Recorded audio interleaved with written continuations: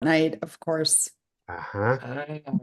I gave my son a VR headset for the holidays, and one of the games that he really loves playing is a game called Beat Saber, where you're in virtual reality and you have these two lightsabers, and then cubes are flying at you, and then they got arrows on them. You have to cut depending on which way the arrow is functioning. And so what was so fun about it is you can buy expansion music packs. Hmm. So I bought the Queen music pack. So all throughout the Christmas season, my son was celebrating Queen's back catalog through virtual reality. Sounds like a delightful thing for a 9-year-old to do. Absolutely. My son is 9 years old, by the way, so and knows all the words to "Don't Stop Me Now." That's beautiful. That's just beautiful. All right. So as our official start, I'm going to kick this off so I can edit it in YouTube later. Sounds So, great. Hey, everybody. welcome to our webinar, our busy webinar for the month. It's Ask the Expert month. So we're going to go through paid versus organic versus technical SEO. It is a Q&A session, and we have a massive amount of questions from all of our attendees. Thank you all very much for submitting that. Let's get right into it because we only have an hour to do this, and I know we're going to have live questions as well. So this is who BizzyWeb is. If you don't know us, I'm Dave Meyer, the one talking here, and I'm the president of BizzyWeb. We are based in Minneapolis. We are also HubSpot and inbound marketing experts. We do lots of web design work, but we also focus on CRM and helping our clients to activate their leads by giving them the automation that they need to close those deals. Jenny is our SEO expert and runs that team. And Trygve and I, we're on the sales team of BizzyWeb.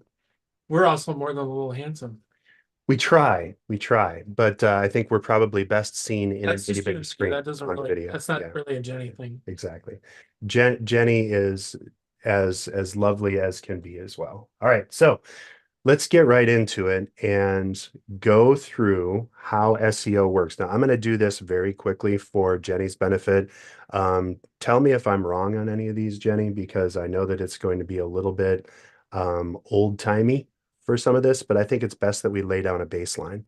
So we've got people make searches, right? And so as you're searching, Google's robots goes through and catalogs all of the trillions of web pages available in the world. And it's like a big library. And inside of the library, you can track not only the books that you're trying to find, but the individual pages and passages. It's a big job.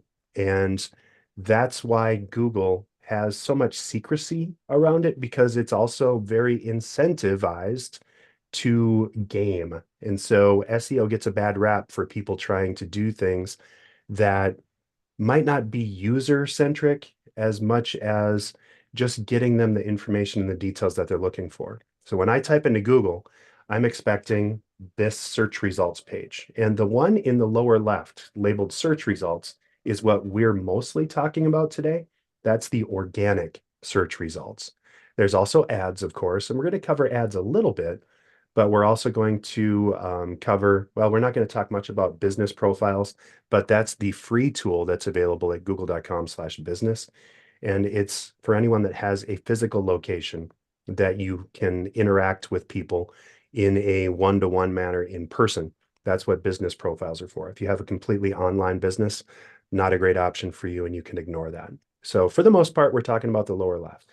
And almost immediately we come into the giant problem with SEO in the whole, and that is that context is everything. And Yes. so even when Dave says something as simple as organic, does that mean that it's homegrown? No, it means that those are the natural recurring results. So the things in the bottom left-hand corner, those are the things that you hope for naturally. The other thing that he talked about there is, yes, the business profile is free. Ads are not. Ads are something that you can use in order to become quick to be number one on Google, but you do have to pay for the privilege. Mhm. And it's only per click. So if people see it, great. If they click on it, that's when you pay, but that's also when the action happens. So that's a good thing. So really, because that's a good distinction. What are you getting when somebody gets that? You are paying for the privilege of being that first reaction to the answer to the question, and then you're paying when somebody clicks on it. They're still going to your website, they still have to convert on your website, and they still haven't become a customer. So you're just paying for that first click. Yep, absolutely. So what happens behind the scenes? Google's robots, the Googlebot goes through and creates a copy of the web, downloads everything, and makes it available in search. AI is making that a little bit more interesting and challenging. There's all kinds of other things that are happening constantly. So if you thought you knew SEO, unless you're in the SEO world every day and spending tons of time in it, like Jenny and our team does, you probably are missing out on the newest news and the things that you need to know in order to continue to rank well.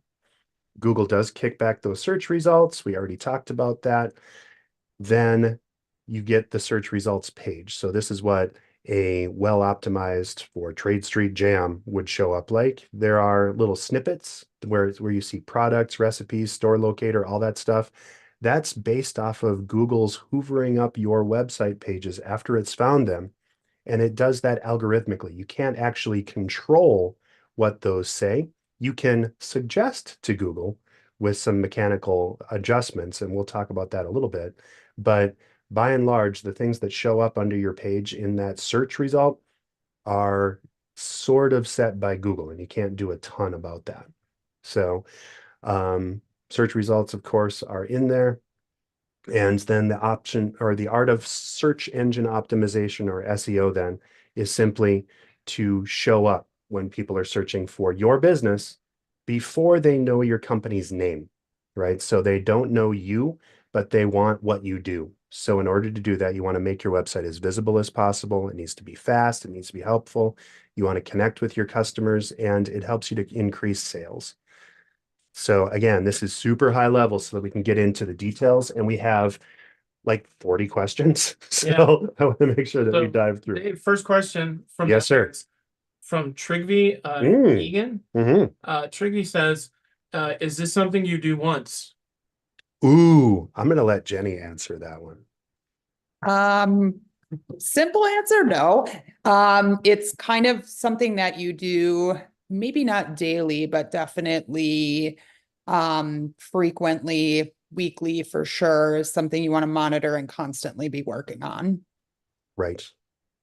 So very quickly again for our audience, the content and the things that are important and will never change inside of Google's world or the optimization world, just make sure that you have good content that's helpful and that's useful to your audience and that's easy to get found by Google. So adding great content, titles and descriptions. If you click on your homepage and if you try to bookmark it and it just says home in the top, that doesn't tell anybody anything. And that's actually what shows up in that blue text. So if I went back to Trade Street Jam, this is Trade Street Jam Co. handcrafted vegan jam.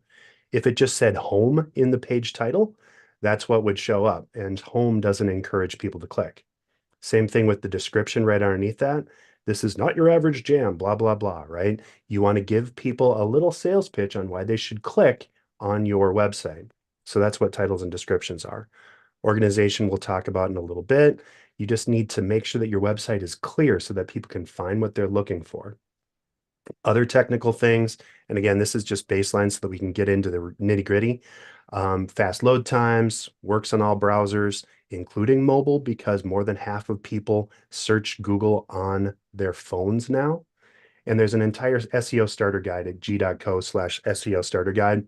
We're also sending everyone that has registered for today's event and is attending on the Zoom, you're going to get an overview via email after this event is done. Search-friendly websites, again, having good text links, fast load time, useful content. It's all helpful when you're trying to get found. And again, those page titles and descriptions are really important because it makes it more likely that people will click once Google presents your pages. Information architecture is the art of making sure that your website makes sense. And again, it needs to work on your content and on your device, including mobile. So Jenny has 23 easy steps for growth. And then we have 60 questions, or not 60, we have 40. All 23. We counted them. So this is Jenny's show for the next little bit. I do want to interject 1 second. And if you do have questions that pop up during today's event, please use the Q&A tool if you're on Zoom, or the chat if you're watching with us off of YouTube.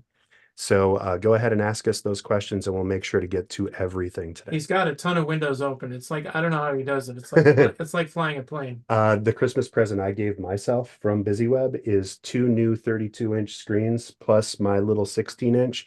So I have like 60 inches of fun on my screen. So, all right, Jenny, take it away. How do you optimize? All right. So for paid media, best practice structure, if you're looking at search, so I'll back up a step.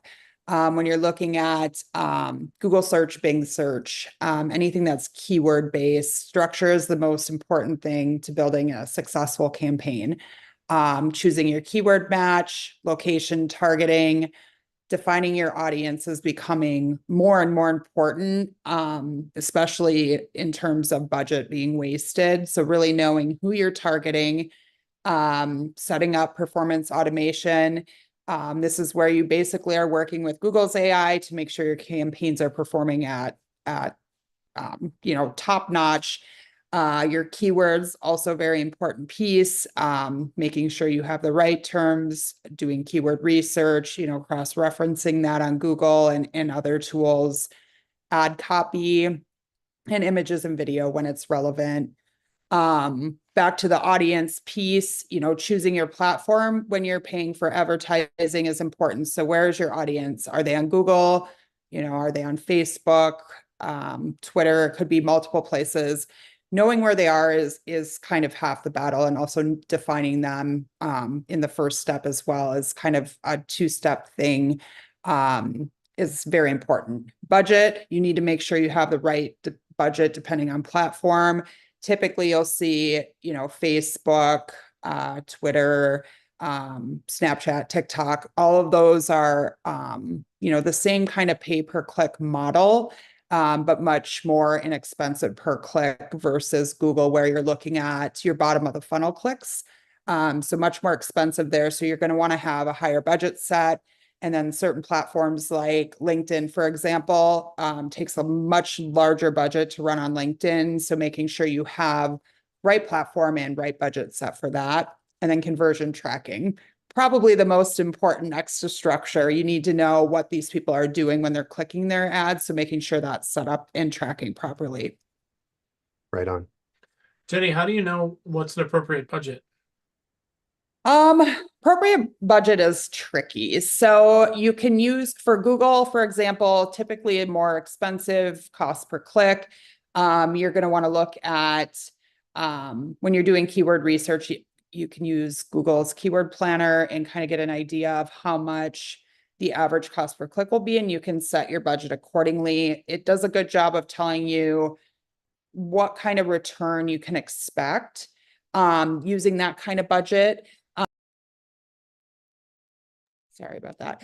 And then you can adjust accordingly. So as it performs, you can go up or down. Got it. Thank you. Cool. Kurt just did ask a question and asked if we're going to be sharing the recording with us. We're actually broadcasting this live to YouTube. And so as soon as the event is over today, you'll be able to review at youtube.com/BizzyWeb. Thanks for the question, Kurt. All right. How about those SEO best practices? All right. So similar to paid ads, keyword research is going to be your most important piece. Without the proper keywords in place, you potentially are driving the wrong traffic to your website or working on ranking for keywords that maybe don't have any search volume. The second step on page optimization. So that's your standard titles, metas, making sure your content's in line with your topic. And then quality of content also. So, you don't want to just throw content out there. It has to be high quality, makes sense, kind of like Dave touched on, the information flows and is easy to read, not just for your customer, but also for Google as well. Mobile optimization, also key. making sure it makes sense for both mobile and desktop.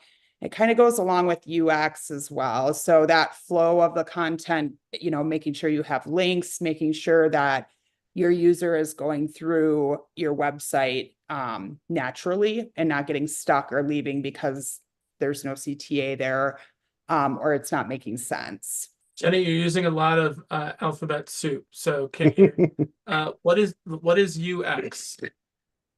UX is user experience. So, there's a couple things, like obviously you want your site to look pretty and be appealing. But also on top of that is, it kind of guiding people through your website. So if they're landing on the homepage and they're still looking for more information, making sure you have appropriate, call to action and kind of guiding them through the rest of your content. I think a really good explanation for UX as it relates to SEO is you don't see this as much anymore, but what you used to see a lot is especially in the lower levels of SEO is you'd see keyword stuffing, where you'd see people saying like, well, for the best web design in Minneapolis's choice for web design is Minneapolis's best web designer, it's BizzyWeb. So they were trying to jam in as much things as possible, which from the Google robot, they read that and go, oh, look, dink, dink, dink, that's 3 choices. But then if you read it out loud, you sound like a schmuck. Right. And now Google downgrades you for keyword stuffing. Yeah, exactly. So, Suzanne, thanks for the question on UX. And yeah, that's amazing. So on that side, for SEO, I know internal and external linking is one of those things that I get a lot of emails about, and I'm not sure if a lot of our attendees do as well, but people like try to spam a lot and say, oh, you're not ranking well and you need more backlinks. But there's some things that you can do that could actually damage your reputation, right? So you got to be careful with some of those spammers.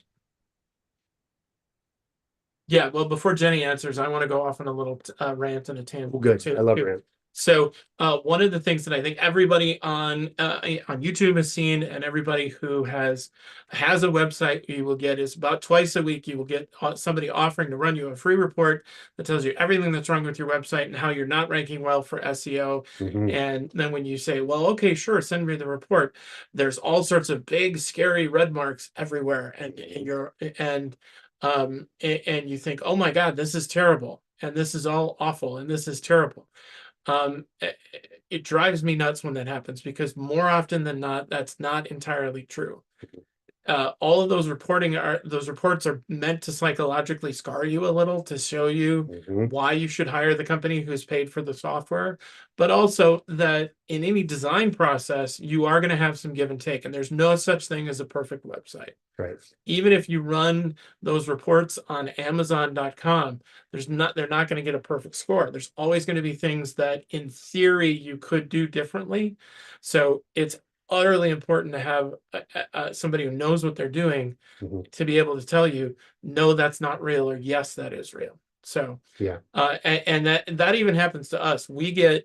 I'm the one who answers the general sales box at BizzyWeb, and I get every single time somebody says, hey, I'm going to send you a report, I always say yes, and I send it to Jenny, not because Jenny's not doing it well. It's because, hey, if there's something that we can pick up and somebody's going to give it to us for free, then I'm absolutely going to do it. And I think my favorite ever was, and we're a marketing company here, we work in growth marketing, and this gentleman went off the rails explaining how our SEO expert was completely inadequate for having us rank for private airports.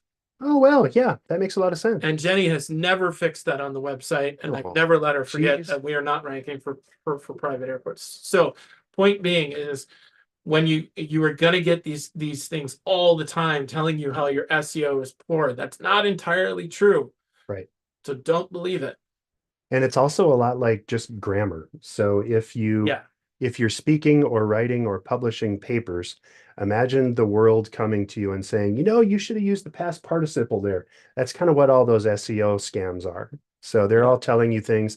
technically may be true, but does it actually make any difference? And should you change your Maybe. website to do it? Right. And that's kind of why it helps to work with professionals and or to know and understand that you should make educated content decisions on your website and not just go with whoever gives you the most doom and gloom. Right. So awesome. Sorry, Jenny, I Yes. rant over. Go ahead. And Jenna and Terry, we will get to your question in just a couple minutes. So thank you for posting, and everybody keep posting those questions. I am watching them as they're getting posted. Let's go into the final technical stuff. Yeah, so best practices for technical SEO, and this is the piece that can get slightly overwhelming for people. The site security is important, so making sure you have that HTTPS, but your site is secure.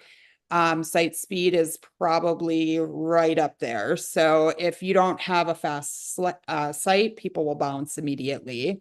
Title tags and meta descriptions, Dave touched on this and what it looks like in search results. Title tags have quite a large impact on SEO. It's really your chance to grab people's attention with that, and meta descriptions the same. So you kind of have that, here's what this is, and here's a little more information, and kind of be descriptive and enticing to get people to come and click through to your website. Broken links, making sure those are always cleaned up. If that one's kind of an ongoing thing, they break. A lot of times there's no reason behind it. It just happens. That those are important. Header tags as well, H1, H2, H3. On your website, it's similar to the title tags in where you're really alerting Google, this is what this content's about. Similar then with alt tags, that's for your images.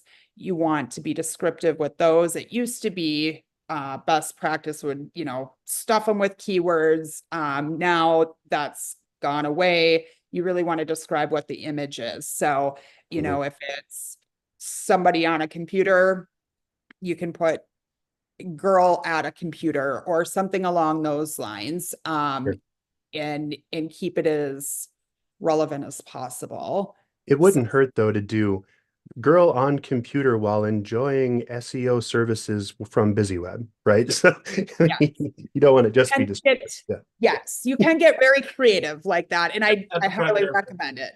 At the private airport, she's enjoying the SEO. Yes, finally, here we go. Yes, and then site structure, site map. Dave touched on those as well. Is making sure all your content and navigation makes sense and is easy to read and it flows. And then you want to submit those things to Google so they can also read them as well. And also 301 redirects, making sure it kind of ties into the 404, the broken links, making sure you're redirecting your pages to relevant, if you're getting a new website or pointing an old blog to a new blog or something along those lines, making sure that redirect is efficient. Those are becoming, I don't want to say more important, they've always been important, but making sure it makes sense is key, and that part is become very important. And 301s is really about mitigating the dreaded 404 error or the page not found, right? So if someone had a bookmark on a website, or if Google had in its index that your site, for inbound marketing services, BizzyWeb is at BizzyWeb.com/inbound. If we've somehow changed that and I had that bookmark, if I didn't have the 301 redirect, it would simply take me to a dead page on the website. Right. So, or for Google, it would just see dead page, not good. So that it must be out of date or it doesn't rank for that page anymore. But if you do the 301s, it at least tells Google and the people visiting, this is where that content now lives. Okay. So lots and lots of great questions popping up. I do want to get into it. Interject a couple of things just for level setting, because I think in our baselining all this, we skipped over, I think, a couple of important things. I asked Jenny the question to start is this something that you can do once and then leave? And the answer was, yeah, no. That's because Google changes the algorithm about every 2 weeks, right, Jenny? Correct. So, Sometimes more frequent. so so the only way in which you can tell what's different, because Google doesn't tell anybody what the changes are, is how your website is now perceived. So realistically, you need to be looking at this on a regular basis. Right. And good news, a few of the people that are attendees today have BizzyWeb doing that for them. Yeah. So this is all really cool stuff. So we did get a bunch of early questions. If you have any questions about the technical stuff, because this is where people tend to get a little confused at least, and we did go through it a little bit fast, but if you have anything, please be sure to lodge that in the Q&A or the chat. And Terry, we have your questions as well as Jenna, so we'll be sure to jump into those right now. So last chance for technical stuff, be sure to log that in. Also, if you'd like, if you're an attendee today, if you'd like, you can just raise your hand as well. About the last 10 minutes, we'll give folks the opportunity to ask questions live via voice. So raise your hand if you'd like us to answer a question live. All right. So let's get into Q&A. This is some of the funnest stuff. So I am going to first start with the ones that have been posted via chat or the Q&A tool. So Jenna asks, how many times should I use a keyword in a blog? And how does it have to be exactly, and does it have to be exactly what I want to rank for? Ooh, those are two good questions. Yeah. So Jenny, what do you think? All right. So keywords have kind of gone away. They are still relevant, but it's really topic focused. So Google's gotten smarter. They know what you're talking about. So the kind of old school SEO approaches of using keywords, and throwing them into a blog like David mentioned, over and over again has gone away. I think your topic needs to be very clear. You can still add keywords into your blog and your topic, but it doesn't have to be 30 times like it used to be. It could even be once. Right. And so it doesn't have to be exactly the word that you were looking for, right? So if I wanted to rank for inbound marketing or HubSpot marketing agency, Minneapolis, I don't have to just repeat that over and over again. It can be other things related, right? Correct. Yep. I think, Jenna, a good standard for keywords is you should probably try and use it contextually in the blog as much as possible, but not so much in a sentence. So one of our senior writers says that the best way in which to do that is you should read it out loud. And if it sounds funky, you probably need to edit it. Mm-hmm. Great call. Well, let's get into Terry. So Terry says, can you tell me where I can do keyword research, like free or paid? Ooh, can I take this one? The internet. Ooh, that's kind of a dodge, though. I don't. Oh, you're get right. more specific. So there are a number of free Google tools that you can use. That's a really great place to start. Also thinking contextually about how your customers are if they're trying to find you, how are they doing it, and what keywords are they using, and what terms are they using. So often the kiss of death is you putting on what you think it is as opposed to what the world is telling you it is. Right on. And as far as specific places to look, Google itself will give you a bunch of things. So if you're wondering how to, or what kind of keywords you should optimize for, if you just search for that keyword, Google is going to tell you what shows, or you can see by what shows up, not only in the actual links that it shows, but down the page a little bit is going to be related searches. And those related searches are additional keywords that Google says you might want to include as well. Yeah. There's also the Google keyword tool. And if you want to use that, I would just Google keyword tool because it'll bring you to that page. But tools like SEMrush, Jenny, we use that. Are there any other big tools that you would recommend for just general keyword research? I think obviously Google's the number one. I like Keywords Everywhere. It's going to be an obscure Ooh, yeah. recommendation, but Uh-huh. I love it. It filters your keyword research into the actual search results. Mhm. So it's efficient, and you can kind of see at the same time competitors that show up for those and things like that. So that one's super cool, super cheap, and super easy to use. Love it. Not we've talked about this a little bit in a past busy webinar, but AI tools can be helpful. Google's Bard can actually help a lot with keyword research. You can just tell Bard what keywords do I need to rank for in order to show up for, and then just explain or kind of talk. And then tools like ChatGPT, or my personal favorite, ChatSpot.ai Ooh, I like that one is great. It's by HubSpot. It's completely free.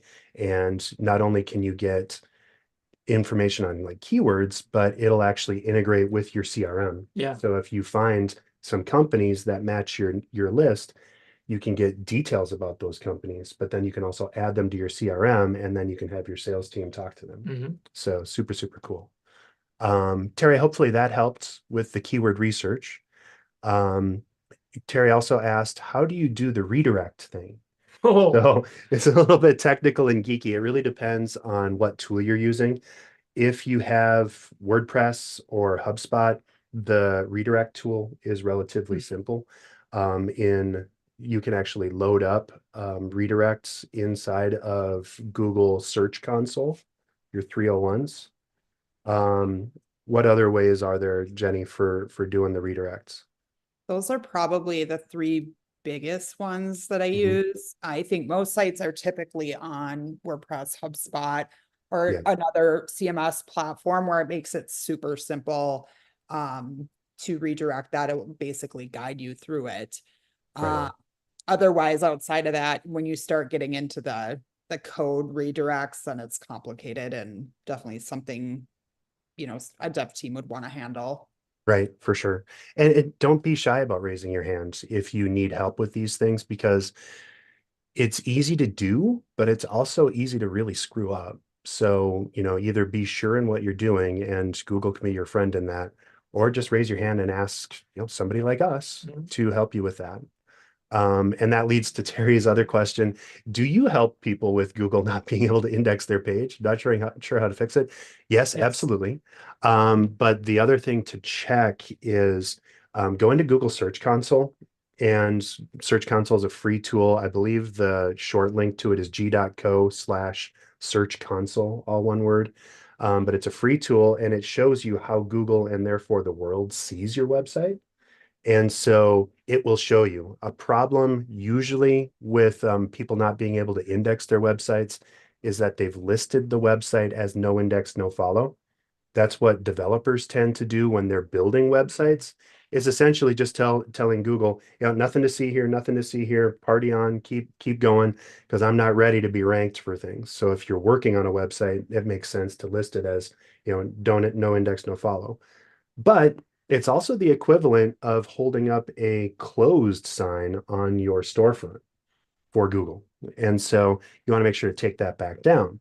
Well, a lot of times people forget to turn off no index, no follow on pages or websites, on entire websites. So that's probably what's happening if your website's not getting indexed. But there's a lot of other technical things that that could happen. So Terry, let's make sure to chat. You can connect with me at dave@BizzyWeb.com, or you can just type into hello@BizzyWeb.com. I actually owe Terry a phone call. Oh yeah, well, Trygve's probably going to give you a call, and we'll talk. See me after class, Terry. Right. So thank you for that. Matt asked, if advertising on other platforms, what's the best way to get a potential client to click on an ad and result in a link back? Let's see. First part, the ad copy is probably the most important. So, if it's on social media, you're going to want, compelling images, and copy. Video is even better. It's really just kind of grabbing someone's attention and getting them intrigued. For search, similar, you can use images and video now where we weren't able to before. So you want to make sure you implement all the assets available to you to keep to get as much ad space in the top of the result as you can. Mhm. And then your ad copy is key. So, challenge one is getting them to click. So if they're not clicking, your click-through rate's low, look at your ad copy. Got it. And Google has tools that'll help you improve your ad quality. So make sure that you're looking at all the tools that Google gives you. And same thing with any other ad program or platform. The probably the easiest answer to the question, Matt, is give them a compelling reason to. Mhm. If you haven't given a compelling reason to, it's probably why they're not clicking on it. Right, absolutely. We have a new question coming in. So can I just use AI like ChatGPT to write blogs and web pages, and will it rank? Yes, you can. Jenny, what's your professional take? Should turn it over, give it over to the robots? Well, let me qualify that because the answer to Jenna's question is absolutely you can. Is that a good idea, Jenny? Absolutely not. Yeah, exactly. Yeah, it's I love ChatGPT. It's a great tool, but use it more like brainstorming. Writing ad copy, blogs, website content can get pretty exhausting, and sometimes you get stuck. It's great for saying, help me out with writing a paragraph on digital marketing. And sometimes, not always, but sometimes it will give you some things you didn't think about or different angles and perspectives. So great tool. Do not use it to write ad copy, blogs, or content unless you really want your site to read like ChatGPT wrote it. Well, and I think I'm not positive on this, and there's no definitive answer on it yet, but Google is going to be downgrading things or content that's written by AI. So be careful, because it might come back to bite you if you choose to do that. So just, caveat emptor, Google is very smart, and ChatGPT is not Google. And so they're going to downgrade you if you're just dumping out algorithmic copy.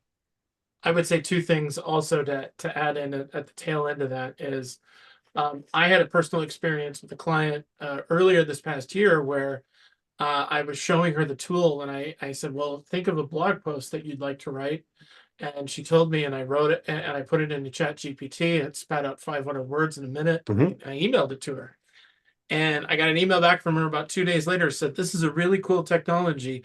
P.S. Everything in this blog is 100% wrong. Yep. So just because it can provide you with a lot of content, that doesn't mean it's good content by any means. Right. Second thing is there's been a couple of law cases, and in fact, President Trump's former lawyer is a guy named Michael Cohen, who is going through some legal wars right now. And a couple of weeks ago, he assisted in his own defense and listed cases that he got on ChatGPT that weren't actual cases. I think he cited the landmark Supreme Court case of Finders versus Keepers in his brief that aren't actually true. So the ChatGPT, I think, to sort of sum up Jenna's question, is it's a great starting point and it can get you moving faster, but it is by no means the entire journey. Right. And hallucinations is the technical term for that in AI world. When an AI doesn't know, it straight up makes it up. And sometimes it tells you that it's making it up, but a lot of times it doesn't. So you have to be careful. And again, caveat emptor, make sure that you know what you're doing and that you Google to verify everything that you learn, even inside of an AI tool. Matt just asked another great question. What are your thoughts on Google getting rid of cookies? Now, I am going to just let Jenny loose on this one, because man, that's going to be a wild one. Well, I know what I think, but Jenny? All right. Well, I personally do not have an issue with it. So it's really going to turn all internet marketing into that first party data. So the key is really to collect that first party data. And when you're looking at ad traffic, that's not going away. So this is just strictly when you're looking at organic searches or clicks back. So I don't have too much of a problem outside of, there has been a decrease in traffic. I think we're going to continue to see that over time and overall when you're looking at Google Analytics. But in terms of some traffic, like if you're paying for ad traffic, you're still going to get that data. And I'm all for that first party. So, that goes back to quality content with SEO, Right. quality ads, collecting data in a legitimate way. And there's still that gray area where second and third party data is still going to play a role. It's just the tracking piece is going to become more and more difficult. Right. And Good question. We've been surviving in a post easy to cookie worlds for a few years now, because when Apple came out with iOS 15, like 3 years ago, they already started doing away with all of that in the name of privacy, in the name of just user authentication. And so the key thing is to get your audience to do something and to be useful enough that they're willing to give you those permissions so that you connect with them. So that's a little bit of a dodge, but I think if you can be as useful and helpful as possible, then you're going to go a long ways. I just love this. Every time we think we're going to switch over to our pre-submitted questions, we get a new one. So Joshua asks, I've been following the SEO subreddit, and there's so much complaining about how the recent Google updates absolutely killed a lot of people's website rankings. These users claim that they're writing for the human, but also with some keywords that they're searching for. What are your thoughts on this and the recent update? Have we seen recent rankings drop for our sites as well? Well, I, for one, know that everything that you read on Reddit is absolutely true. It's true. And everybody on there who's complaining, and clearly that actually happened to them. Right, right. What do you think, Jenna or Jenny? So we haven't seen the rankings drop. What we have seen is the traffic drop. And there's a couple issues with GA4 now where cookies tracking, and then you have some just functional issues where, we've seen organic traffic reported as direct. So if you're not looking past your surface number in Google Analytics, you may not catch that particular piece where there's a little bit, of trial and error. I guess I feel they rolled out GA4 way too fast without giving people more context on it. And so I'm definitely seeing traffic drop. But in terms of rankings and what we're tracking for our clients, I have not seen rankings drop yet. Here's a big distinction that I'd like to make here. I think a lot of the people that have been complaining that their rankings crashed are the ones that were gaming the system or trying to do things to trick Google.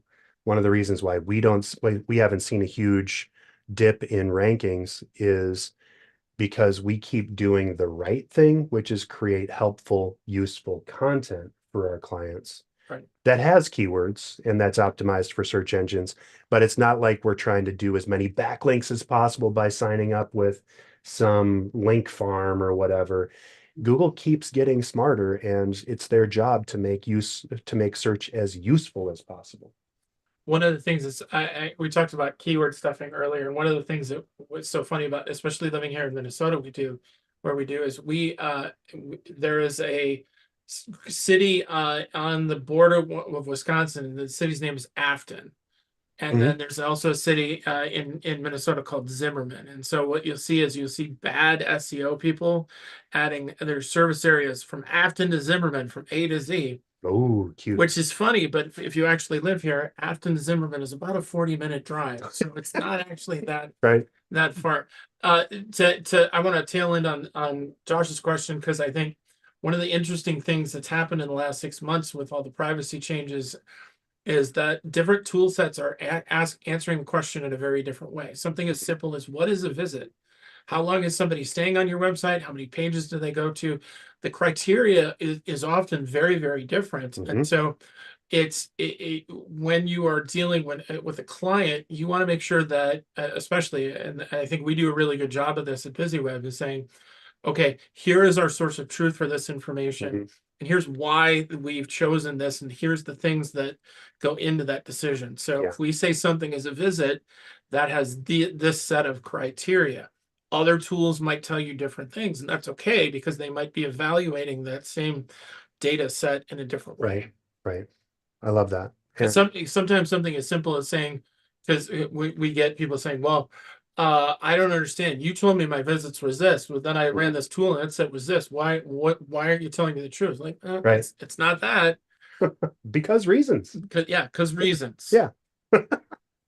Okay, I love this. Now, Jenny, it's time for the lightning round. Are you ready? Lightning round. All right, I'm gonna cruise through these super fast because I literally have 6 pages just like this of Q&A, and I know that we've looked through them in advance already, but let's slam through these. And again, don't let that slow you down, Q&A folks, if you'd like to submit more stuff, because we'd love to keep this up.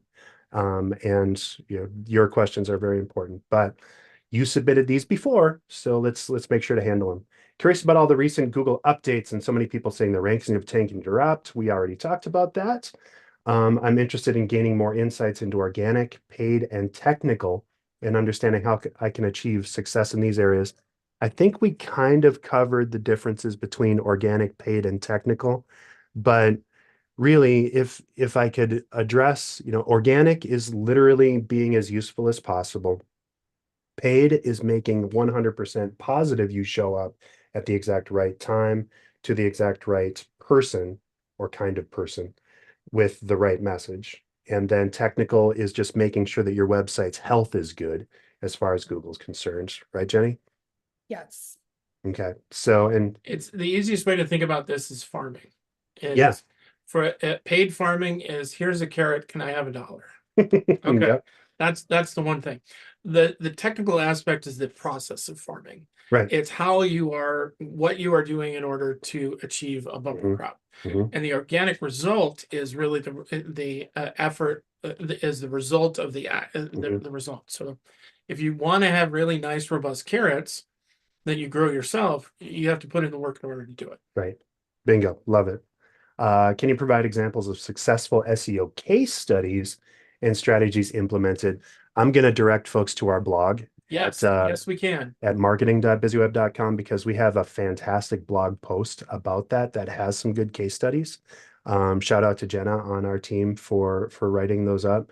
But we have lots of case studies on successful stuff. So, and we talk about the reasons why behind it. Yeah. So it's marketing.bizzyweb.com if you want to check. I would say a lot of the work that we do is situational based on the group. So if you're really interested in learning more about whether or not we can help you, feel free and reach out to me afterwards, and I'd be more than happy to talk to you about how we do things. Yeah, and you can either go to Trygve, which is harder to spell than hello. So you can also go to hello. Yes. BizzyWeb.com. All right. So explain the difference between on-page SEO and off-page SEO. I don't know. We specifically talked about this. We kind of, sort of, I think we just high level touched on it. So off-page is anything you're doing off of your website. I think the most popular one you're going to hear is social signals, social media, backlinking. Both are important. Obviously you want to send traffic back to your website, but it's really kind of a branding approach. So when you're thinking of off-page SEO, think about you're just getting your name out there. So whether that's sharing things on social media, commenting as your brand on other pages, writing blogs, sharing content with partners and things like that will all help your off-page SEO. And then on page, we talked about is, your content, your meta descriptions, your titles, your H1, H2 headers and things like that. So everything you're working on the page. Right on. Okay. So next question, how do you measure the success of an SEO campaign, and what tools do you use for analytics? Jenny, what do we use when we're submitting reports to our clients? We use a combination of Google Analytics and SEMrush. Okay. And what you're literally looking for is Are you ranking higher in Google search results? And those reports literally tell you you are ranked number 3 for this keyword or whatever, right? Yeah, it'll give you, we use SEMrush mostly, yes, to track our campaigns. So all the keywords, what position they're in. Analytics, we're looking at actual KPIs of the traffic. So you're looking at time spent, how many people were on the page, how many pages they visited, are they converting, things like more in depth in analytics. So SEMrush doesn't give you that level of detail, but it does give you some really great insight to what your SEO campaigns are doing. Dang it. Thank you. Does social impact SEO? Yeah, we kind of touched on that. So the off-page SEO, it doesn't have a factor with your rankings, but it does send a signal to Google that your brand in a whole has, that authority online. And so important impact indirectly, it won't impact your keyword rankings, if that makes sense. Right. And it really kind of comes and goes in my experience. Sometimes LinkedIn posts or content will show up in Google's search engine result page.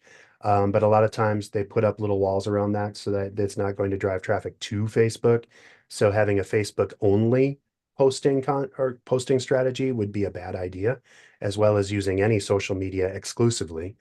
But having those links and that content back and forth does help to signal to the robots that your content's being talked about. What's the best way to stay current with Google's ever-changing algorithms? Where do we keep up with our search nerd news? Google for developers is a good way. You can sign up there and you'll get the emails, kind of goes through changes that are coming. I also like to read, there's tons of industry experts out there that will break it down. So people who maybe aren't as familiar with reading Google's algorithm updates directly from Google, they'll kind of give you here's the breakdown of it and here's how it's going to impact your site. I'm a huge fan of Neil Patel. Follow him. He'll break it down to you in a very easy to understand way that if you get stuck, you can definitely, he's a great resource for that. Love it. Yep, agreed. And take everything with a grain of salt. Yeah, I would say if you should talk to professionals. This is something that's very much like having a stockbroker. Is you can go massively down the rabbit hole very, very quickly and get very much into the weeds, or sit there and watch your Google search rankings all the time and wait for this went up and that went down, and it will drive you absolutely bananas. So if you're in a position, you should be talking to experts and gaining some market share, and then this is something that the value you get in hiring out is absolutely worth it if you're in a growth mindset. If you're doing it because somebody told you to, that's not a good reason to do it. If you're doing it as a part of a package of things to grow, then it's absolutely something that you should hire out, but it has to be in context to make sure that it's providing actual growth, not just increase in search rankings. For sure. Let's keep trucking. If your business is visual and has a lot of photography, is there a template that can be created to help as others upload images to the site, and what meta is helpful? I think we should probably take that one offline. So I'm going to follow up with that question in separately, but just send me an email if you want to do more detail on that, because that one's kind of tricky. The metadata, I think if you're looking for a template, you can actually add the right content and the abilities and the detail inside of like a form if you wanted to, so that you could submit that. But that gets a little bit technical depending on what your business needs are. So I don't want to answer too huge, and we only have 3 minutes left anyway. So we're using a paid SEO service and not seeing results we expected. What are key benchmarks to review? Jenny, what's this one? My favorite question. So we see this a lot. It doesn't necessarily mean you're getting bad work, but it's really important. What I see frequently when this happens is that the keyword lists that whoever's doing your SEO created isn't actually relevant. And it might sound relevant, but maybe there's no volume behind some of those terms. So what happens is you're doing a lot of work and not getting any results. Other times maybe they went too far and they are going after terms that are too competitive and it just takes much longer. So benchmarks to look at would be definitely segregate out your organic traffic in Google Analytics and just simply look at that month over month. And you should be seeing on average about a 9% growth.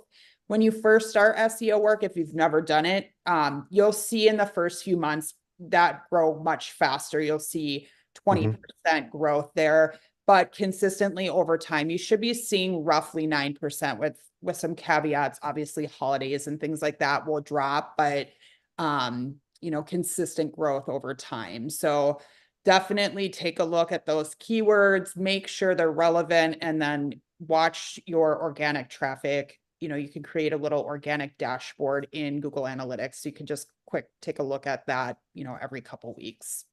I love that. Thank you, Jenny. And we are getting right up on the time. We can hang out for a couple more minutes and answer the rest of these questions. But for folks that do need to get going, I want to just direct you to, you're going to be getting a link to a content tool if you subscribe to today's webinar. If you're watching this live from YouTube, just connect with hello@BizzyWeb.com. And thanks for listening all the way through if you did. And then remember, next month, we're talking about omni-channel marketing. This is the act of doing all kinds of different things across different networks. So it's going to be really fun. That's Feb 7 at 11 a.m. Central Time. So if you got to go and you're attending, you're not going to hurt our feelings. I'm sorry we didn't get through all of the questions live, but thanks for all of the input. I am going to go back to the questions, and let's just take a few more minutes and get through a few more, if that's cool, Jenny.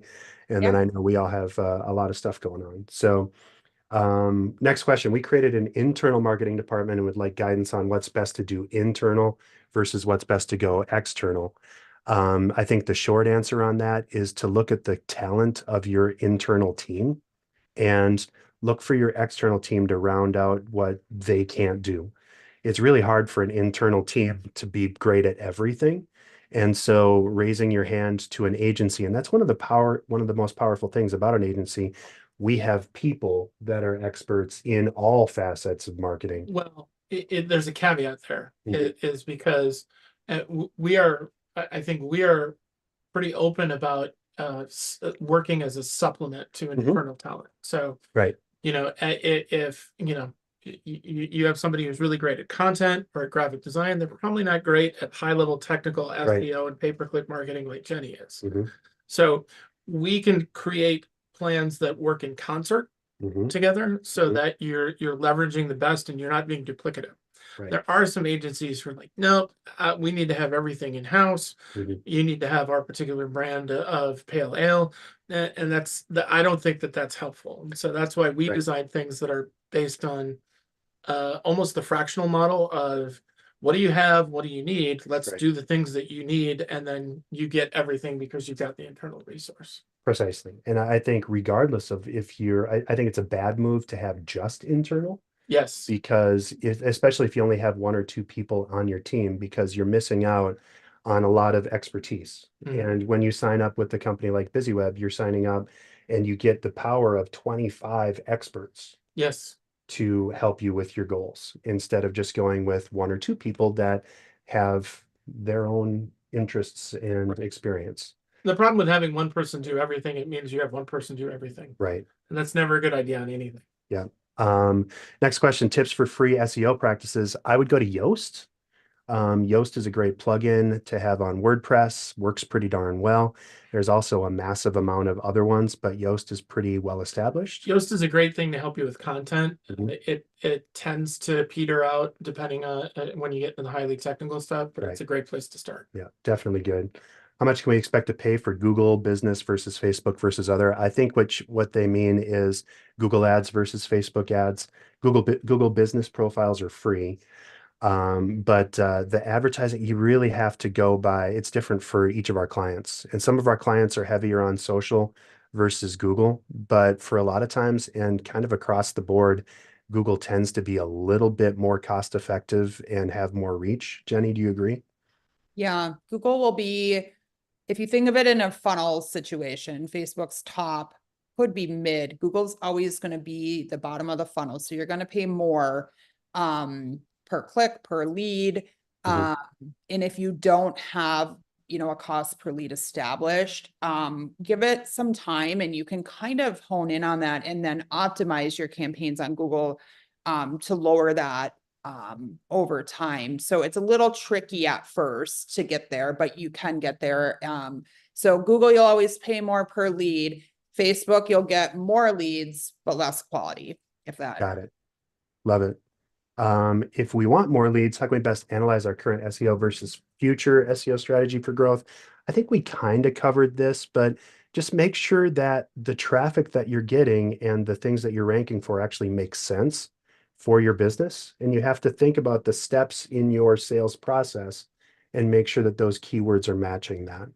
I mentioned we do supplemental work. One of the things that we do offer is SEO consulting, where we Bingo. can help build you out an SEO strategy. For sure. Attending the session for the latest in SEO as it pertains to digital marketing. Any tips or tricks on SEO inside of HubSpot hubs? I think the key inside of HubSpot is to pay attention to the tools that you're given. There are some really, really good SEO tools inside of the posting and inside of the content. We build our websites almost exclusively in HubSpot CMS now. And not only is there fantastic help and tools, but there's also now the AI-enabled tools to help you rank better and to give you recommendations based on what HubSpot is seeing in the network and in the world of optimization. So I would pay a lot of attention to what you get with the tools, and work with a pro. But we're going to be a broken record on that. How do you conduct keyword research and how do you determine? I think we covered that pretty well. What KPIs do you prioritize when measuring the success of an SEO campaign? It's kind of generally, it's probably rankings and traffic, right? Rankings Yeah. over volume over traffic. Mm-hmm. I think volume has to be in any discussion. Right. And then I think this might be our last slide of questions, so we should be able to get out of here pretty soon. What are the key elements you focus on to improve the page search visibility? Just kind of generally, how useful is that page for the search intent, right? And we didn't really talk much about search intent per se, but is it doing its job? That's what I would focus on. But then, the tools that you're going to use like Search Console and the keyword tool and SEMrush will help you give you better rankings per page and spot any issues. Where to start? I would just talk to a pro and or just get some outside help to recommend some help. Like SEMrush has a great free tool. We actually have a website grader on our website. It's available from the web design page on the BizzyWeb homepage. So you go to BizzyWeb, go to web design, and then there's a free website grader. And then how to maximize. So when people search for PT, manufacturer, chronic pain, or MF. Oh, manufacturer. Yeah. It said MFer. I thought it was Oh, somebody. no, it's a completely different thing. Like, well, that's a mean question to end on, Right? Dave. Want to make sure so that your specific terms show up. I would include your terms alongside contextually relevant terms. So just listing PT, MFR, chronic pain, alternative medicine doesn't help you as much as having helpful posts that talk about why that stuff is interesting. And again, the goal is to be as useful as possible for your audience. Jenny, anything to add? Yeah, I would say that and also determine is it local or national.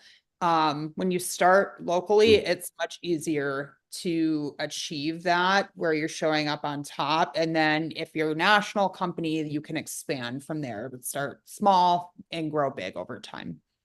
Fantastic. All right, everyone. We made it through. Thank you so much. We did it. My gosh, we had a fantastically interactive group today. Thank you so much. A quick favor for the folks that have waited on with us this entire time. Tell a friend. We want more folks on these. And please do subscribe to our YouTube channel at youtube.com/BizzyWeb, which is where the replay is going to be for this if you missed something.